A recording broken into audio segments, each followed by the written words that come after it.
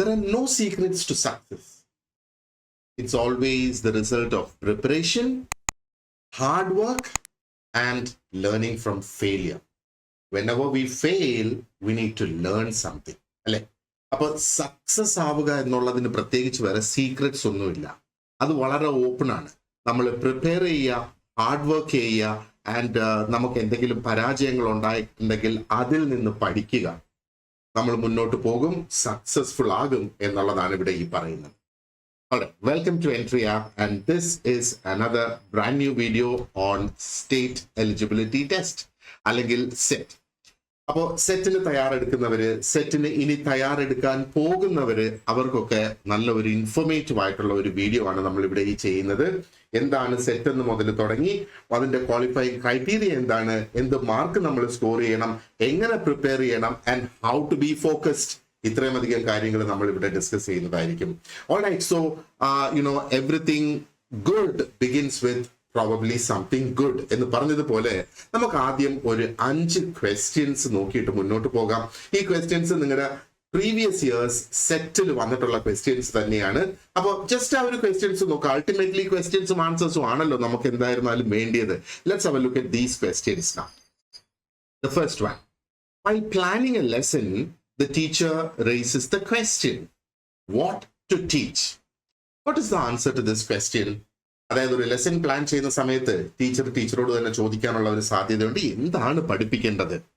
അപ്പോ ആ ഒരു ചോദ്യം എന്തിനെ കുറിച്ച് ചിന്തിക്കുമ്പോഴാണ് ഈ ചോദ്യം വരുന്നത്? അത് ഇൻസ്ട്രക്ഷണൽ ഒബ്ജക്റ്റീവ്സ് ആണോ, ലേണിംഗ് ആക്ടിവിറ്റീസ് ആണോ, അതോ is it the content it self or evaluation ആണോ? നമുക്കറിയാം ഇവാലുവേഷൻ അല്ല, ഇവിടെ എന്ത് പഠിപ്പിക്കണം എന്നുള്ളതിനെ കുറിച്ചാണ് ചിന്തിക്കുന്നത്, അല്ലേ? ലേണിംഗ് ആക്ടിവിറ്റീസും അല്ല, കാരണം എന്ത് പഠിപ്പിക്കണം എന്നുള്ളതിനെ കുറിച്ചാണ്. ഇൻസ്ട്രക്ഷണൽ ഒബ്ജക്റ്റീവ്സും അല്ല, അതായത് ആ ഒരു ഡെലിവറിയുടെ ഒബ്ജക്റ്റീവ്സ് അതും അല്ല ഇവിടെ. It's actually the content. അത് തന്നെയാണ് നമ്മുടെ കറക്റ്റ് ആൻസർ ഇവിടെ. സോ ഇറ്റ്സ് ഓപ്ഷൻ 3 കോണ്ടന്റ്, അതായത് എന്ത് പഠിപ്പിക്കണം എന്നുള്ളത് കോണ്ടന്റ് തന്നെയാണ്. Let's look at the next question. After an intervention program, if the teacher is able to critically evaluate his or her performance in the program, then he or she is a reflective practitioner ആണോ, facilitator ആണോ, problem solver ആണോ, അതോ ഒരു supervisor ആണോ? ഇവിടെ എന്താ പറയുന്നത്? ഒരു ഇന്റർവെൻഷൻ പ്രോഗ്രാം അറ്റൻഡ് ചെയ്തതിന് ശേഷം ആ ഒരു ടീച്ചർക്ക് ഒരു സ്വന്തമായി ഒരു സ്വയം ഇവാലുവേഷൻ ആ പ്രോഗ്രാമിനെ കുറിച്ച് അല്ലെങ്കിൽ ആ ഒരു ടീച്ചറുടെ പെർഫോമൻസിനെ കുറിച്ച് ഒരു സ്വയം വിലയിരുത്താൻ കഴിയുമെങ്കിൽ ആ വ്യക്തി എന്ത് തരത്തിലൊരു വ്യക്തിയാണ്? റിഫ്ലക്റ്റീവ് പ്രാക്ടീഷണർ ആണ് നമ്മുടെ ആൻസർ ഇവിടെ. കാരണം facilitator means you are facilitating somebody else's learning. Problem solver, you are solving a problem. And ഒരു സൂപ്പർവൈസറും അല്ല.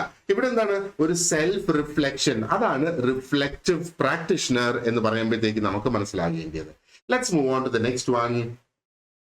Which of the following test is used to assess how much the student has not achieved? How much the student has achieved അല്ല നമ്മൾ ഇവിടെ നോക്കുന്നത്, how much the student has not achieved. അത് മനസ്സിലാക്കുന്നത് എങ്ങനെ?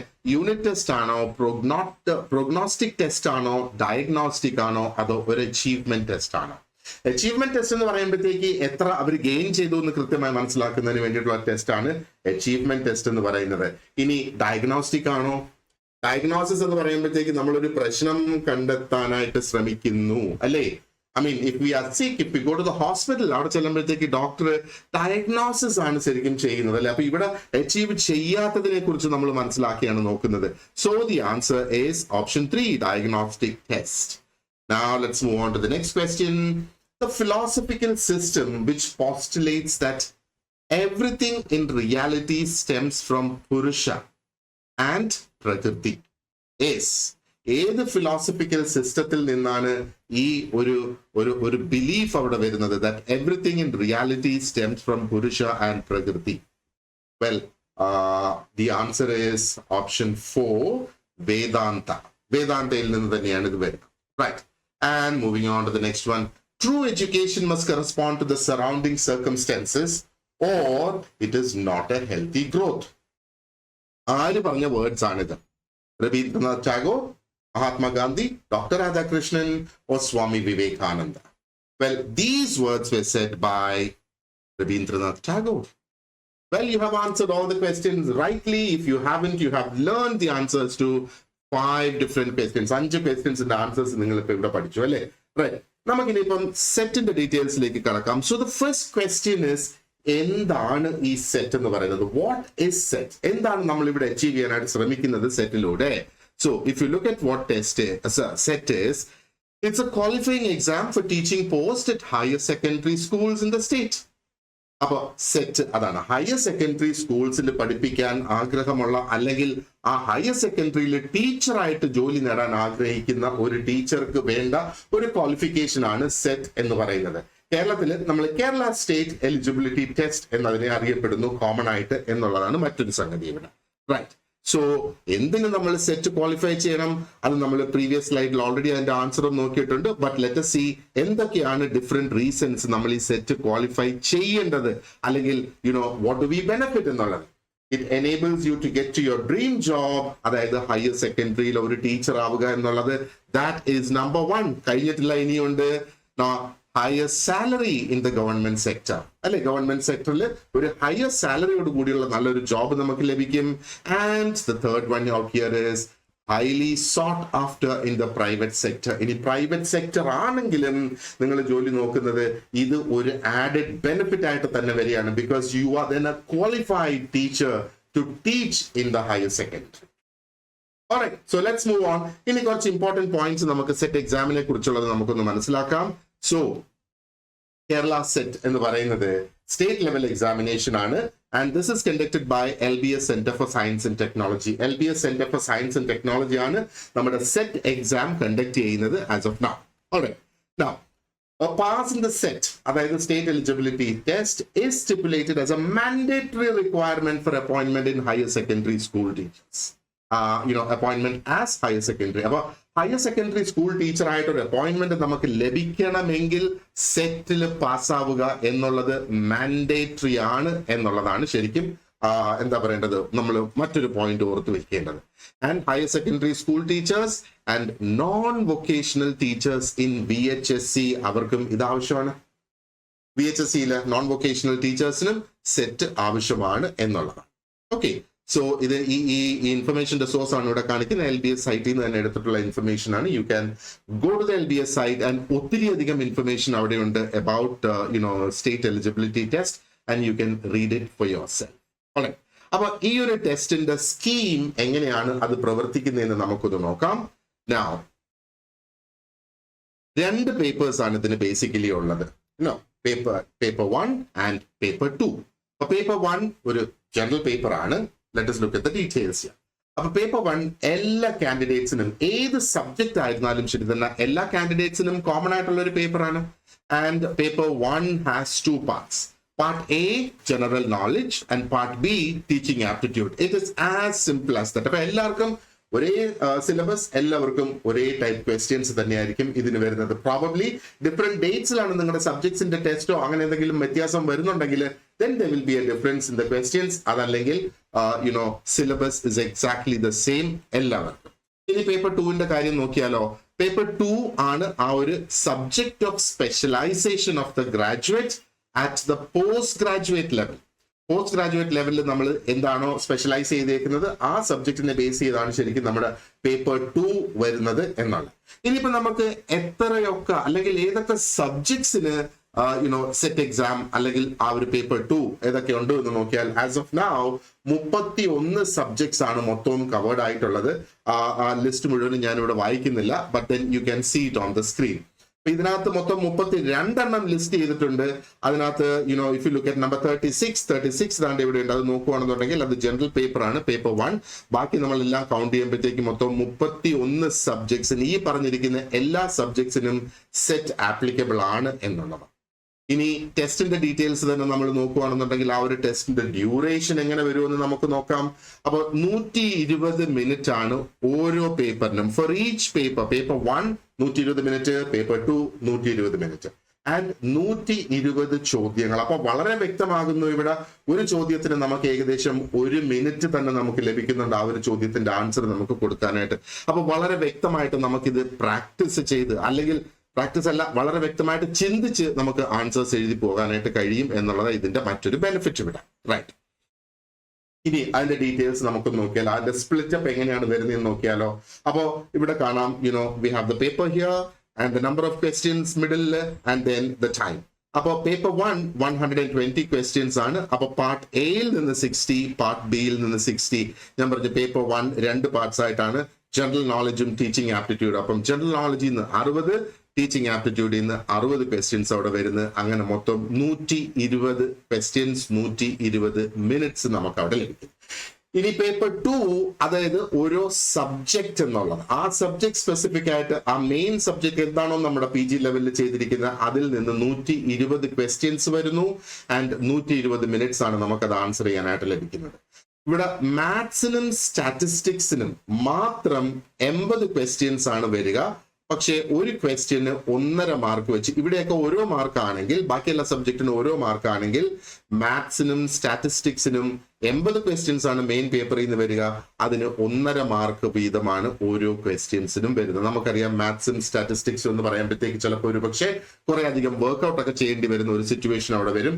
അതുകൊണ്ട് തന്നെയാണ് ഈ ഒരു രീതിയിൽ 80 ക്വസ്റ്റ്യൻസും 1.5 മാർക്കും ഒരു ക്വസ്റ്റ്യൻ എന്നുള്ള ആ ഒരു കോൺസെപ്റ്റ് ഇവിടെ വന്നിരിക്കുന്നത്. ഇനി ഒരു ചെറിയ നോട്ടും കൂടി ഇവിടെയുണ്ട്.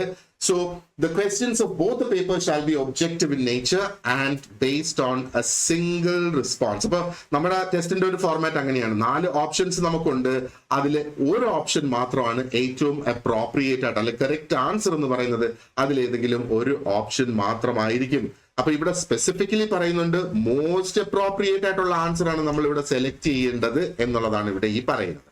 അത് നമ്മുടെ OMR ഷീറ്റിൽ നമ്മൾ മാർക്ക് ചെയ്യുകയും വേണം.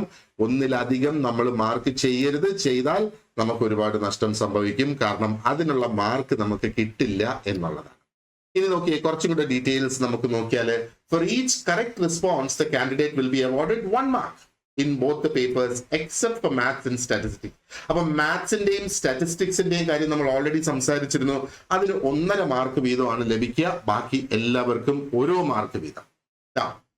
Marking more than one response against a question shall be deemed as incorrect answer. അപ്പൊ നമ്മൾ OMR ഷീറ്റില് നമ്മൾ ഒന്നിലധികം ആൻസേഴ്സ് നമ്മളത് മാർക്ക് ചെയ്താൽ ആ ഒരു ക്വസ്റ്റ്യന്റെ ഉത്തരം നമ്മൾ ഇനി കറക്റ്റ് ഓപ്ഷൻ മാർക്ക് ചെയ്താൽ പോലും ഒന്നിലധികം മാർക്ക് ചെയ്തിട്ടുണ്ടെങ്കിൽ അതിനെ ഇൻകറക്റ്റ് ആയിട്ട് കണക്കാക്കും എന്നുള്ളതാണ്.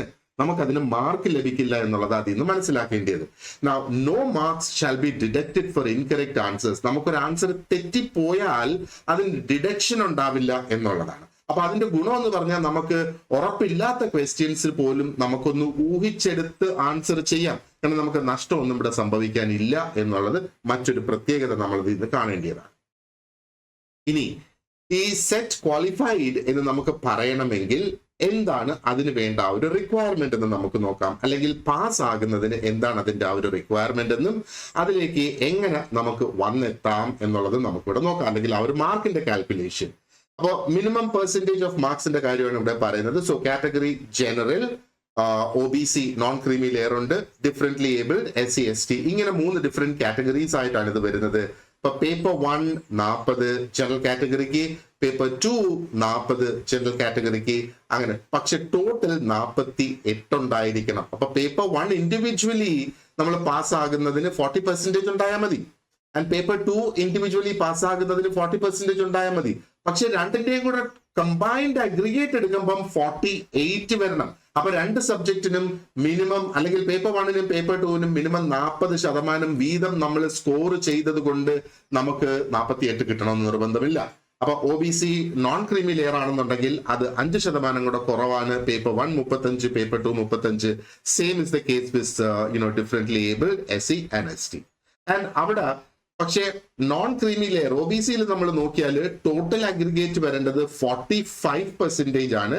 ഡിഫറെന്റ്ലി ഏബിൾഡ്, SC ST അവിടെ വരേണ്ടത് 40% ആണ് എന്നുള്ളതാ മറ്റൊരു പ്രത്യേകത നമ്മൾ ഇവിടെ കാണേണ്ടത്. Now, look at this. ഈ പെർസെന്റേജ് ഓഫ് മാർക്സ് എങ്ങനെയാണ് കാൽക്കുലേറ്റ് ചെയ്യുന്നതെന്ന് നമുക്ക് ക്വിക്ക് ആയിട്ടൊന്ന് നോക്കാം. അപ്പം ടോട്ടൽ മാർക്സ് ആ ഒരു പേപ്പർ 1ൽ സെക്യൂർ ചെയ്തത് പ്ലസ് പേപ്പർ 2 അത് മുകളിൽ എഴുതിയിരിക്കുന്നു.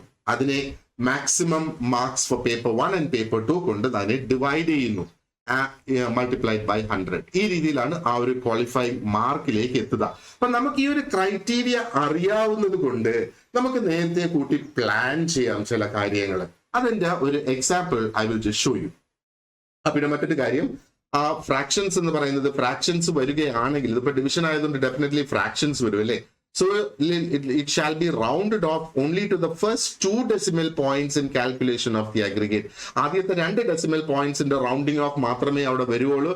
അതിനുശേഷമുള്ള ഡെസിമൽ പോയിന്റ്സ് കൺസിഡർ ചെയ്യില്ല എന്നുള്ളതാണ് ശരിക്കും ഇവിടെ പറയുന്നത്. And no rounding off of marks shall be made for calculation of percentage of pass for paper 1 and paper 2 separately. അപ്പൊ പേപ്പർ 1ന്റെ ആ ഒരു പെർസെൻറ്റേജും പേപ്പർ 2ന്റെ പെർസെൻറ്റേജും സെപ്പറേറ്റ്ലി കാൽക്കുലേറ്റ് ചെയ്തിട്ടല്ല റൗണ്ട് ഓഫ് ചെയ്യുന്നത്.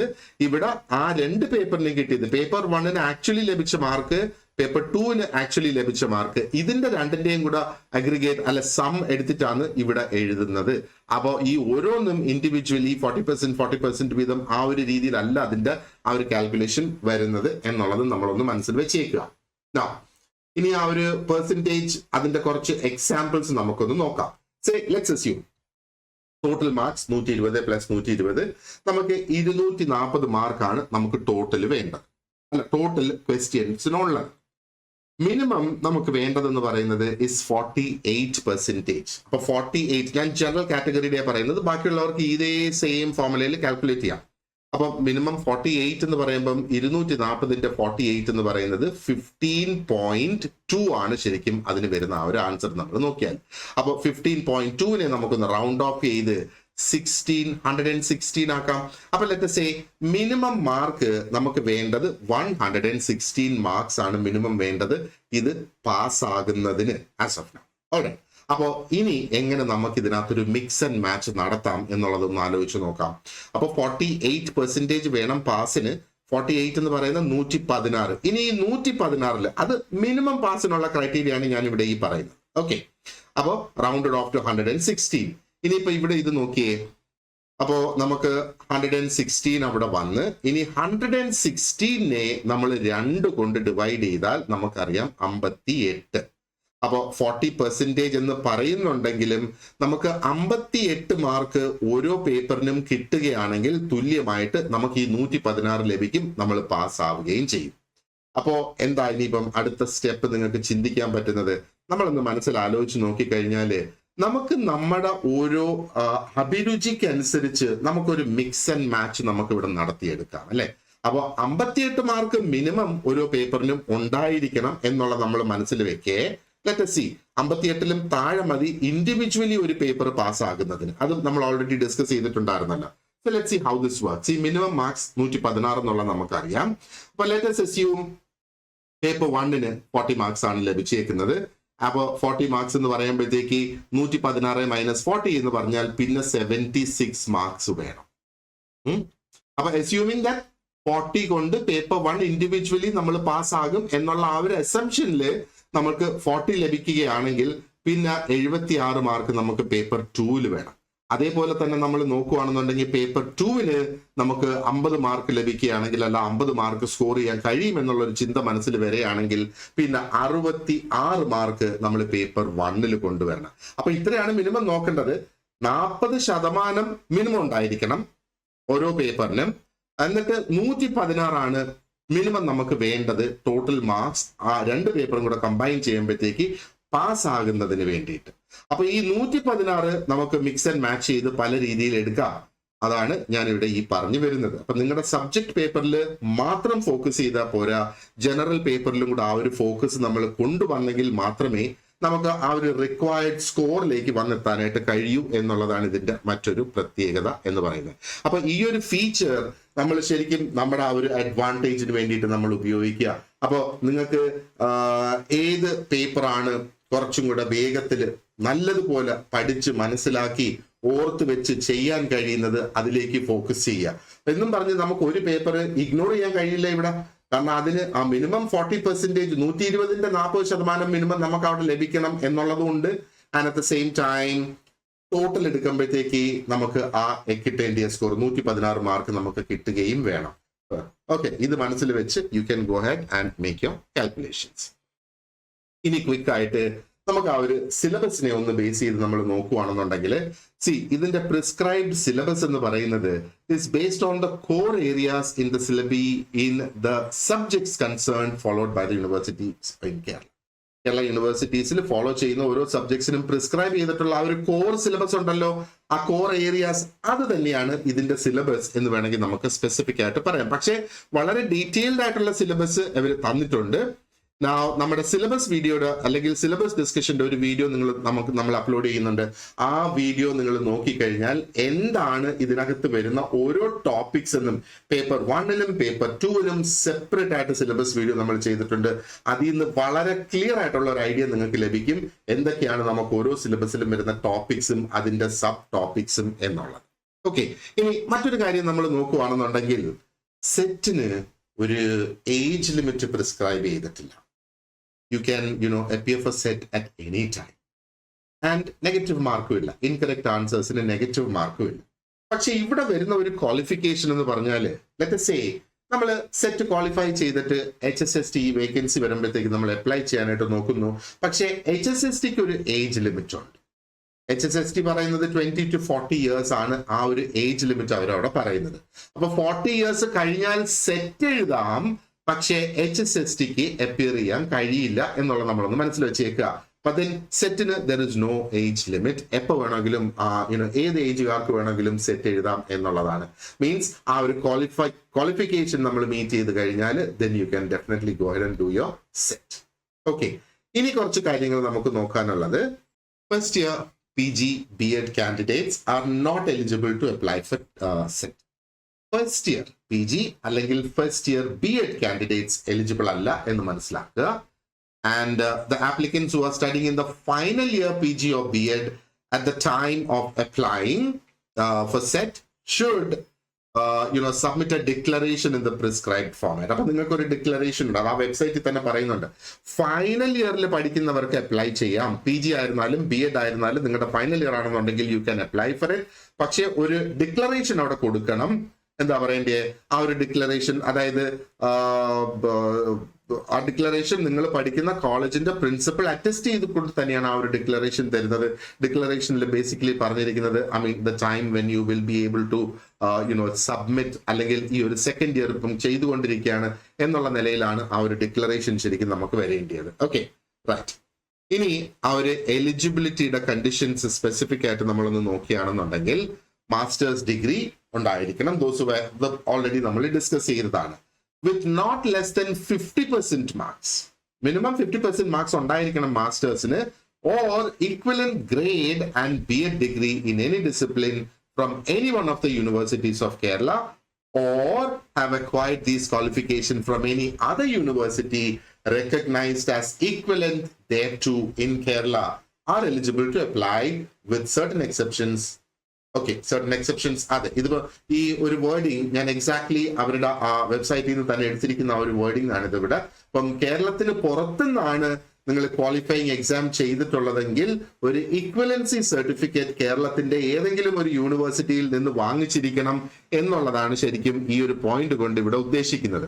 ഇനി maths, physics, chemistry, botany, zoology, those having MSc Ed degree in the subjects concerned with not less than 50% marks or equivalent grade from any one of the regional institutes of education sponsored by the NCERT are eligible to apply. അപ്പോൾ ഈ ഒരു eligibility criteria മാത്സിനും ഫിസിക്സും കെമിസ്ട്രിക്കും ബോട്ടണിക്കും സുവോളജിക്കുമാണ്. So MSc Ed നമുക്ക് അവിടെ വേണം. ഓക്കെ, ആൻഡ് 50% മിനിമം ഉണ്ടായിരിക്കണം എന്നുള്ളതാണ്. ആൻഡ് ഈ ഒരു ഗ്രേഡ് ലഭിച്ചിരിക്കുന്നത് ഏതെങ്കിലും ഒരു regional institute of education NCERT sponsor ചെയ്തതായിരിക്കണം. ഓക്കെ, ഇനി ബോട്ടണിക്കും സുവോളജിക്കും those who are having MSc Ed degree in life science from any one of the regional institutes of education are also eligible. ഇത് ഒരു എക്സെപ്ഷൻ ആണ് നമ്മൾ ശരിക്കും ഇവിടെ ഈ പറയുന്നത്.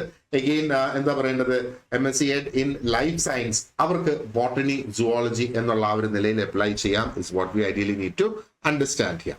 ഇനി commerce, French, German, geology, home science, journalism, Latin, music, philosophy, psychology, Russian, social work, sociology, statistics, Syriac, ഇതിനുള്ള candidates they need not acquire B.Ed degree for applying for the state eligibility test. അപ്പൊ ഇത്രയും കാർക്ക് commerce, French, German, geology, home science, journalism, Latin, music, philosophy അങ്ങനെ തുടങ്ങി ആ സിറിയക് വരെയുള്ള ഈ subject teachers ആണെന്നുണ്ടെങ്കിൽ ബി എഡ് ഇല്ല, ബി എഡ് ആവശ്യമില്ല എന്നുള്ളതാണ് ശരിക്കും ഈ ഒരു എക്സെപ്ഷനിൽ ഇവിടെ ഈ പറയുന്നത്.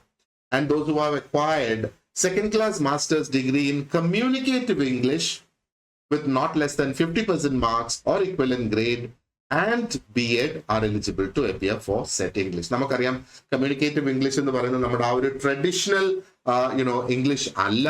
അത് അത് comparatively that is pretty new എന്ന് വേണമെങ്കിൽ നമുക്ക് പറയാം. അപ്പൊ കമ്മ്യൂണിക്കേറ്റീവ് ഇംഗ്ലീഷ് ആണെന്നുണ്ടെങ്കിൽ this is the exception along with the criteria. അതാണ് നമ്മൾ മനസ്സിൽ വെക്കേണ്ടത്. Okay. And now candidates who have acquired DLED, LTTC in Arabic, Urdu and Hindi but do not have B.Ed degree are eligible to apply for CET. അപ്പം ഇത് specific ആയിട്ട് Arabic, Urdu, ഹിന്ദിയുടെ കാര്യമാണ് ഇവിടെ ഈ പറയുന്നത്. അത് DLED and LTTC ഉണ്ട് എങ്കിൽ B.Ed ഇല്ലാതെ ഇവർക്ക് അപ്ലൈ ചെയ്യാം എന്നുള്ളതാണ് ശരിക്കും ഇവിടെ ഈ പറയുന്നത്. Now for subjects biotechnology, those who have master's degree in biotechnology with not less than 50% marks or equivalent grade and B.Ed degree in natural science are eligible. അപ്പൊ ഇവിടെ B.Ed നാച്ചുറൽ സയൻസിലാണ് ശരിക്കും അവിടെ പറയുന്നത്. ഇത് ബയോടെക്നോളജിയുടെ കാര്യമാണ് ശരിക്കും ഇവിടെ ഈ മെൻഷൻ ചെയ്തിട്ടുള്ളത്. ഇത് നോക്കുക, candidates who have acquired B.Ed degree in Hindi conducted by Dakshin ഭാരത ഹിന്ദി പ്രജാസഭ. അപ്പൊ ഹിന്ദി പ്രജാസഭ എന്ന് പറയുന്ന എക്സാമിന്റെ കാര്യമാണ് ശരിക്കും ഈ പറയുന്നത്. They are exempted from a requirement of producing the equivalency certificate as the degree has been recognized by the universities of Kerala. അപ്പോ ദക്ഷിൺ ഭാരത ഹിന്ദി പ്രചാർ സഭയിൽ നിന്നുള്ള B.Ed ഡിഗ്രി ആണെങ്കിൽ അതിന് ഇക്വലൻസി സർട്ടിഫിക്കറ്റ് വേണ്ട. കാരണം ഈ സർട്ടിഫിക്കറ്റ് ഓൾറെഡി recognized ആണ് by the universities of Kerala. And candidates who have acquired their qualifications through correspondence courses അല്ലെങ്കിൽ open universities which are not recognized by any one of the universities in Kerala are not eligible to appear for the CET. അപ്പൊ ഇവിടെ specifically പറയുന്നത് എന്താണ്? നമ്മള് correspondence course അല്ലെങ്കിൽ open universities ചെയ്തിട്ടുള്ള course ആണെങ്കിൽ അത് കേരളത്തിലെ ഏതെങ്കിലും ഒരു യൂണിവേഴ്സിറ്റി റെക്കഗ്നൈസ് ചെയ്തിരിക്കണം. കേരളത്തിലെ ഏതെങ്കിലും ഒരു യൂണിവേഴ്സിറ്റി റെക്കഗ്നൈസ് ചെയ്തിട്ടില്ല എങ്കിൽ കറസ്പോണ്ടൻസ് കോഴ്സ് ഓപ്പൺ യൂണിവേഴ്സിറ്റിക്കാർക്ക് സെറ്റിന് അപ്പിയർ ചെയ്യാൻ കഴിയില്ല എന്നാണ് പറയുന്നത്. Now candidates who have acquired their qualification through correspondence or open universities and candidates acquired their qualification from a university outside Kerala should obtain and furnish certificate of recognition and equivalency from any one of the universities. അപ്പോൾ നേരത്തെ പറഞ്ഞത് ചില കാൻഡിഡേറ്റ്സിന് പറ്റില്ല എന്നുള്ള കാര്യമാണെങ്കിൽ ഇവിടെ പറയുന്നത് correspondence course ആയാലും ഓപ്പൺ യൂണിവേഴ്സിറ്റീസിലെ കോഴ്സ് ആയിരുന്നാലും കേരളത്തിന് പുറത്ത് നിന്നുള്ള ക്വാളിഫിക്കേഷൻ സർട്ടിഫിക്കറ്റ് ആണ് നമ്മുടെ കയ്യിലുള്ളതെങ്കിൽ കേരളത്തിലെ ഏതെങ്കിലും ഒരു യൂണിവേഴ്സിറ്റിയിൽ നിന്ന് അതിന് റെക്കഗ്നിഷൻ സർട്ടിഫിക്കറ്റ് ഉണ്ടാകണം, ഈക്വലൻസി സർട്ടിഫിക്കറ്റ് ഉണ്ടാകണം. ഈ രണ്ട് സർട്ടിഫിക്കറ്റ്സും ഹാജരാക്കുന്ന പക്ഷം സെറ്റിന് അപ്പിയർ ചെയ്യാം എന്നുള്ളതാണ്. And candidate possessing qualification in the subjects other than those mentioned in clause 2.2. Okay, അപ്പൊ ഇത് ഞാൻ ആ വേർഡിങ് എക്സാക്ട്ലി എടുത്തേക്കുന്നത് കൊണ്ടാണ് ക്ലോസ് 2.2 ഇവിടെ കാണിക്കുന്നില്ല. അപ്പൊ നേരത്തെ ഞാൻ പറഞ്ഞ കാര്യങ്ങളാണ് ക്ലോസ് 2.2 എന്ന് പറയുന്നത്. അപ്പൊ candidates possessing qualification in subjects other than those mentioned, നേരത്തെ ഞാൻ ആ ഒരു screenshot കാണിച്ചില്ലായിരുന്നു. Now they should furnish an equivalency and eligibility certificate obtained from any one of the universities of Kerala. Right. അപ്പോ ചുരുക്കത്തിൽ നമ്മൾ പറയുകയാണെങ്കിൽ നമ്മൾ കേരളത്തിന് പുറത്ത് നിന്നുള്ള ഏതെങ്കിലും ഒരു യൂണിവേഴ്സിറ്റിയിൽ നിന്നാണ് സെറ്റ് നമ്മുടെ ക്വാളിഫയിങ് എക്സാം എഴുതിയിട്ടുള്ളത് അല്ലെങ്കിൽ അത് പഠിച്ചിട്ടുള്ളത്, അതിന് ഒരു ഇക്വലൻസിയും വേണം, റെക്കഗ്നിഷനും വേണം. അത് കേരളത്തിലെ ഏത് യൂണിവേഴ്സിറ്റിയിൽ നിന്ന് വേണമെങ്കിലും നിങ്ങൾക്ക് അപ്ലൈ ചെയ്യാം എന്നുള്ളതാണ്. And candidates who have acquired their masters with the minimum required marks for eligibility to apply for CET and are undergoing the final year course for B.Ed degree are eligible. അപ്പോ B.Ed final ഇയർക്കാർക്ക് apply ചെയ്യാം, പക്ഷേ അവരുടെ PGക്ക് 50% mark ഉണ്ടായിരിക്കണം എന്നുള്ളതാണ് ശരിക്കും ഇവിടെ ഈ പറയുന്നത്. ഇത് ആ ക്വാളിഫിക്കേഷന്റെ കാര്യം എല്ലാ സിനാരിയോസും കവർ ചെയ്ത് അവരിവിടെ പറഞ്ഞിട്ടുണ്ട് എന്നുള്ളതാണ്. Similarly, candidates who have acquired their B.Ed degree and are undergoing their final year in postgraduate program, നേരെ തിരിച്ച് ഇപ്പം B.Ed ആദ്യം ചെയ്തിട്ട് പിന്നെ PG ചെയ്യുന്നവർക്ക് B.Ed കംപ്ലീറ്റ് ആയിട്ടുണ്ടാവുമല്ലോ. അപ്പൊ PGയുടെ ഫൈനൽ ഇയറിലാണ് അവരും എലിജിബിൾ ആണ്. പക്ഷേ ഈ കാൻഡിഡേറ്റ്സ്, അതായത് നമ്മൾ PG ചെയ്യുന്ന കാൻഡിഡേറ്റ്സ് എന്താണ്, അവര് ആ ഒരു ഡിക്ലറേഷൻ വെബ്സൈറ്റിലുണ്ട്. ആ ഡിക്ലറേഷൻ പ്രിൻസിപ്പലിനെ കൊണ്ട് കൗണ്ടർ സൈൻ ചെയ്യിപ്പിച്ച് കൊടുക്കേണ്ടതാണ്, എങ്കിൽ മാത്രമേ സെറ്റിന് ക്വാളിഫൈഡ് ആവുകയുള്ളൂ എന്നാണ്.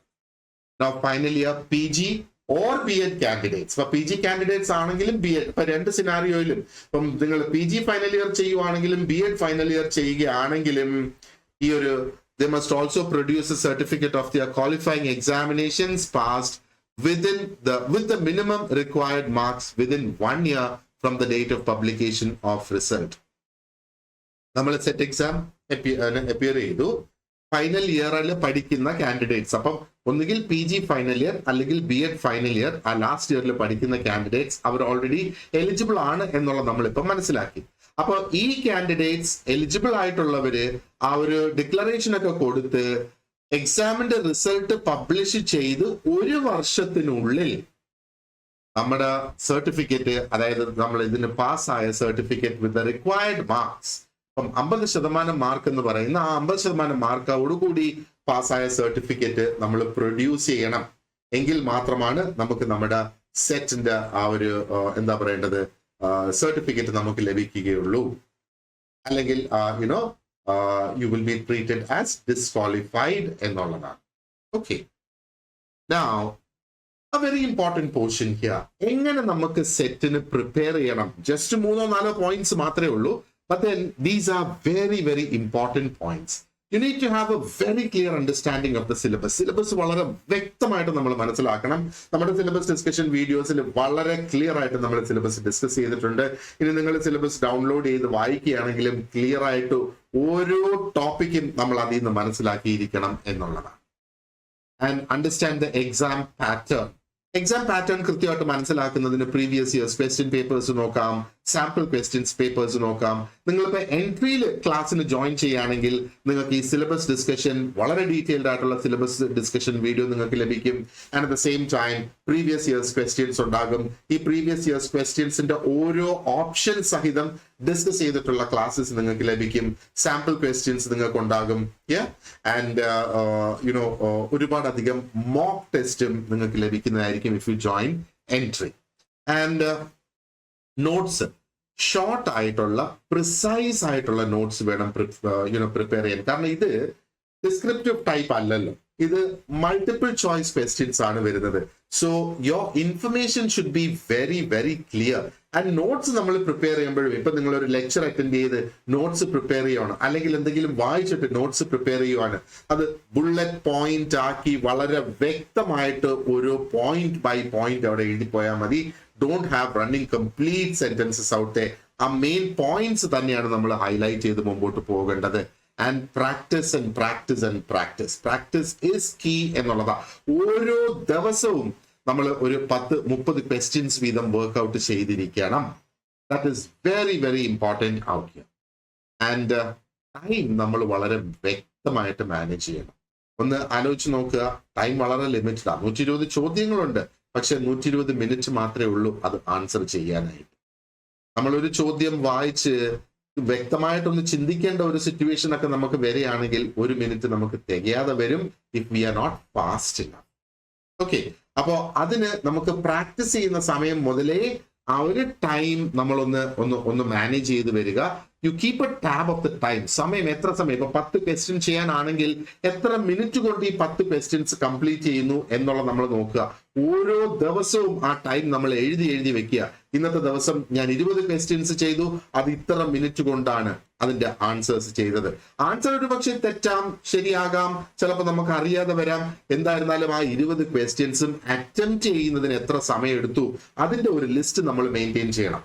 ആ ഒരു ലിസ്റ്റ് മെയിൻറ്റെയിൻ ചെയ്താൽ കുറച്ച് ദിവസം കഴിയുമ്പോഴത്തേക്ക് നമുക്കൊരു സെൽഫ് റിഫ്ലക്ഷൻ അതിനകത്ത് നടത്താൻ കഴിയും, to understand how you are performing.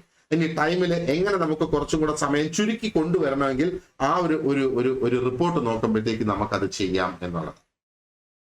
Another very important factor, we need to remain motivated. See, നമുക്ക് നമ്മുടെ ups and downs നമ്മുടെ ലൈഫിൽ അവിടെ ഉണ്ടാകും.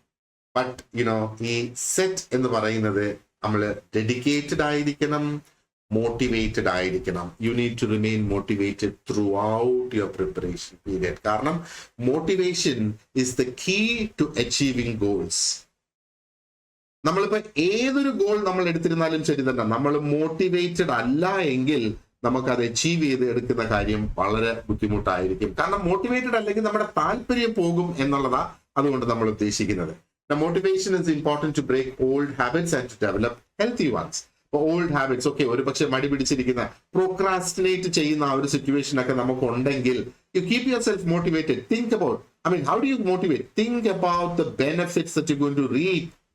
Think about the kind of teacher that you're going to become. ഒരു സെറ്റ് ക്വാളിഫൈഡ് ടീച്ചർ എന്ന് പറയുമ്പോഴത്തേക്ക് that will keep you motivated എന്നുള്ളതാണ്.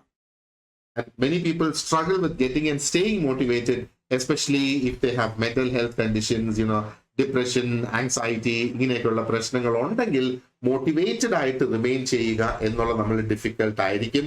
അങ്ങനെ സിറ്റുവേഷൻ ആർക്കെങ്കിലും ഉണ്ടെങ്കിൽ please you must take medical attention or take care from an expert എന്നുള്ളതാണ്. നമുക്ക് ഈ ഡിപ്രഷൻ, ആങ്സൈറ്റി പോലെയൊക്കെയുള്ള കാര്യങ്ങൾ, ഡിപ്രഷൻ, ആങ്സൈറ്റി ഉണ്ടെങ്കിൽ നമുക്ക് ഒരു കാര്യത്തിലും ഫോക്കസ് ചെയ്യാനായിട്ട് കഴിയില്ല എന്നുള്ളതാണ്. എപ്പോഴും മനസ്സിലൊരു വിഷമം, ഒരു ഭാരം കൊണ്ട് നമ്മൾ നടക്കുന്ന ഒരു സിറ്റുവേഷൻ ആകും. അങ്ങനെ വരുന്നുണ്ടെങ്കിൽ ഒരു പ്രൊഫഷണൽ ഹെൽപ്പ് നമ്മൾ എടുക്കുക. ഡെഫിനറ്റ്ലി അത് മാറ്റിയെടുക്കാൻ കഴിയുന്ന ഒരു സംഗതി തന്നെയാണ് എന്നുള്ളത്. And you may find it helpful to set specific measurable goals and that you can divide into small steps. ഞാൻ നേരത്തെ പറഞ്ഞില്ലേ, നമ്മൾ ടൈമിന്റെ കാര്യത്തിൽ നമുക്ക് ടൈം കൃത്യമായിട്ട് മാനേജ് ചെയ്യുന്നതിന് വേണ്ടിയിട്ട് നമ്മൾ ഓരോ സെറ്റ് ഓഫ് ക്വസ്റ്റ്യൻസ് വർക്ക്ഔട്ട് ചെയ്യുമ്പോഴും എത്ര സമയം അതിനെടുത്തു എന്ന് നോക്കുക. അപ്പൊ ഒരു സ്റ്റാർട്ടിംഗ് ടൈം വെക്കുക, അത് തീരുമ്പം എത്ര സമയം നമ്മൾ എടുത്തു എന്നുള്ളത് നമ്മൾ നോക്കുക. അപ്പൊ അത് സ്പെസിഫിക് ഗോളാണ്, മെഷറബിൾ ആണ്. കാരണം നമ്മൾ അത് മാർക്ക് ചെയ്ത് പോവുകയാണ്, മെഷറബിൾ ആണ്. എങ്കിൽ മാത്രമേ നമുക്ക് അതിൻ്റെ അകത്ത് ഇംപ്രൂവ്മെന്റ് കൊണ്ടുവരാനായിട്ട് കഴിയൂ. Take one small step at A time. നമ്മൾ പഠിക്കുന്ന കാര്യത്തിലായിരുന്നാലും ശരി തന്നെ ചെറിയ ചെറിയ ടോപ്പിക്സ് ആയിട്ട്, ചെറിയ ചെറിയ പോർഷൻസ് ആയിട്ട് അതിനെ ഡിവൈഡ് ചെയ്ത് മൾട്ടിപ്പിൾ സബ്ജക്ട്സ് ഒരേ ദിവസം പഠിക്കാനായിട്ട് ശ്രമിക്കണം. അല്ല, ഇന്നൊരു ദിവസം ഞാൻ ഇന്നത് മാത്രമേ പഠിക്കൂ എന്നുള്ള ആ ഒരു നിർബന്ധത്തിൽ നമ്മൾ നിൽക്കാതെ you study multiple subjects, multiple ആയിട്ടുള്ള ടോപ്പിക്സ്, മൾട്ടിപ്പിൾ ആയിട്ടുള്ള സബ്ജക്ട്സ് ഓരോ ദിവസവും അത് കവർ ചെയ്ത് പോവുക എന്നുള്ളതാണ്. And whenever you are in difficulty, speak to your friends, speak to your family members.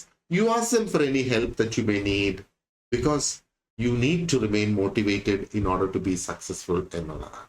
Yeah, a lot of people struggle with motivation. Motivation വളരെ important ആണ്.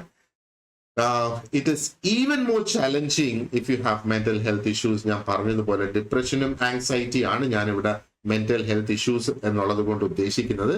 അപ്പോ കുറച്ച് ടിപ്സ് സ്പെസിഫിക് ആയിട്ട് നേരത്തെ പറഞ്ഞത് തന്നെ, പക്ഷെ അത് ബുള്ളറ്റ് പോയിന്റ്സ് ആക്കി നമുക്ക് എടുക്കാം.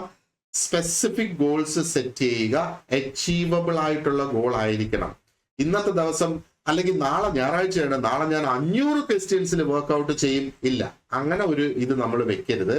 500 വർക്ക്ഔട്ട് ചെയ്യാൻ പറ്റില്ല എങ്കിൽ 500 ചെയ്യാൻ നിൽക്കരുത്. അതാണ് അച്ചീവബിൾ ആയിട്ടുള്ള ഒരു ഗോൾ മാത്രമേ നമ്മൾ സെറ്റ് ചെയ്യാവുള്ളൂ.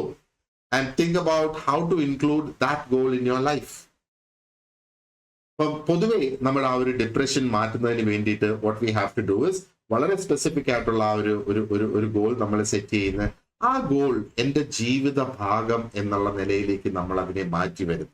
ആൻഡ് then you think, എന്താണ് ഞാൻ ചെയ്യേണ്ടത്, ഇത് നടപ്പാക്കി എടുക്കാനായിട്ട് എന്ത് ചെയ്യണം, എന്നിട്ട് അതിലൊരു ടൈം ഫ്രെയിം സെറ്റ് ചെയ്യുക. ഞാൻ ഇത്ര ടോപ്പിക്സ് ഇത്ര സമയം കൊണ്ട് ഞാൻ കംപ്ലീറ്റ് ചെയ്തിരിക്കും. നമ്മൾ സെറ്റിന്റെ കാര്യത്തിൽ നോക്കിയാൽ ആ ഒരു ടൈം ഫ്രെയിം നമ്മൾ സെറ്റ് ചെയ്ത് മുമ്പോട്ട് പോയി കഴിഞ്ഞാൽ കുറെ അടുക്കും ചിട്ടയോടും നമുക്ക് ഈ ക്ലാസ് കംപ്ലീറ്റ് ചെയ്യാൻ കഴിയും.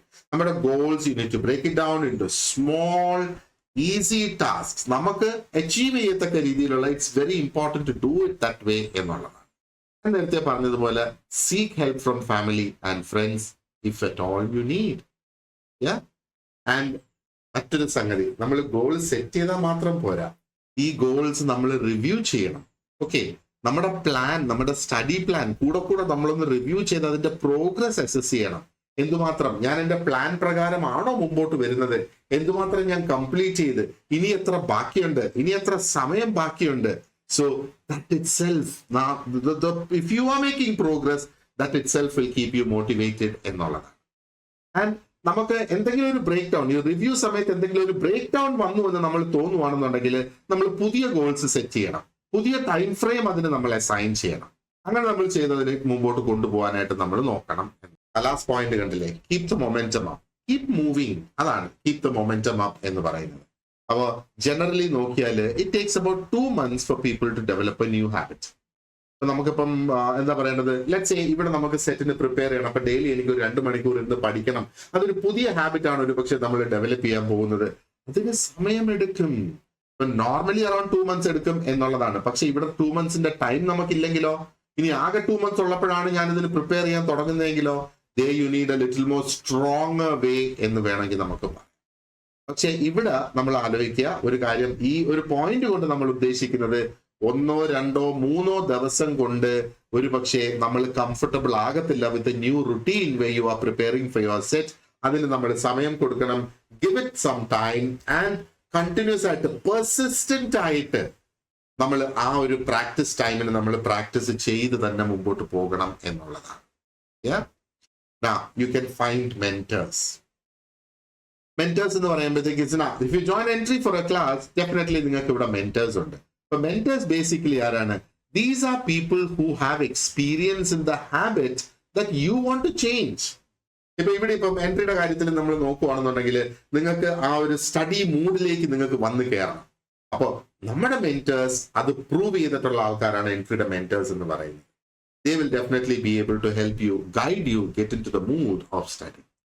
And always keep yourself surrounded with positive people. എപ്പോഴും പോസിറ്റീവായിട്ട് തിങ്ക് ചെയ്യുന്ന പോസിറ്റീവായിട്ടുള്ള ആൾക്കാരായിരിക്കണം നമുക്ക് ചുറ്റും ഉണ്ടാവുക. കാരണം ഈ പോസിറ്റിവിറ്റി സ്പ്രെഡ് ചെയ്യും, അറ്റ് ദ സെയിം ടൈം നെഗറ്റിവിറ്റിയും സ്പ്രെഡ് ചെയ്യും എന്നുള്ളതാണ്. നമുക്ക് നെഗറ്റിവിറ്റി ഡെഫിനറ്റ്ലി നമുക്ക് വേണ്ട. ദാറ്റ്സ് എ കംപ്ലീറ്റ് നോ എന്നുള്ളത്. Now, use exercise as one of your daily goals to improve your mental health. Physical exercise is good for the mental health. എല്ലാ ദിവസവും എന്തെങ്കിലും ഒരു ആക്ടിവിറ്റി ഒക്കെ ചെയ്ത് try to sweat out a bit. Your focus will increase. You will remain focused. You will feel happy. You will feel motivated എന്നുള്ളത്. Alright guys, so having said this, I would like to wish you all the very best for your preparation for set. ഈ video നിങ്ങൾക്ക് ഇഷ്ടപ്പെട്ടെങ്കിൽ like ചെയ്യുക, comment ചെയ്യുക. If you do have any questions അത് നിങ്ങൾ ഈ എന്താ പറയുന്നത് കമന്റ്സിൽ നിങ്ങൾ എഴുതുക. Share it and spread the word. Let everyone get to know that you are preparing for set and that they can prepare at Entri for set എന്നുള്ളത്. So having said this, I would like to wind up now. Thank you very much, and once again wish you all the very best for your future endeavors. Thank you.